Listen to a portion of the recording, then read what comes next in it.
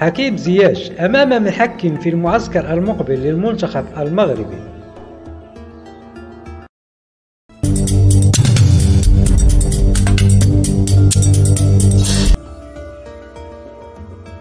يجد النجم المغربي حكيم زياش نفسه مطالبا بتقديم عروض قوية مع المنتخب الوطني على هامش المعسكر المقبل الذي سيعرف مواجهة تنزانيا في التصفيات الإفريقية المؤهلة لكأس العالم 2026.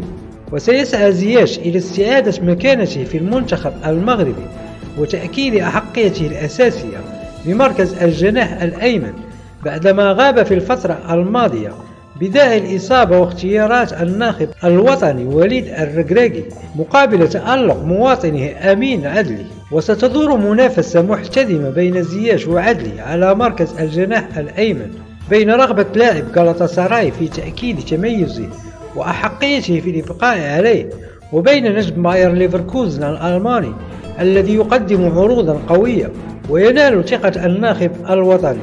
وكشف الركراكي أول أمس الخميس على قائمته الخاصة بالتوقيت الدولي المقبل الذي يشهد حضور كل من زياش وأمين عدلي إلى جانب الوافد الجديد سفيان ديوق.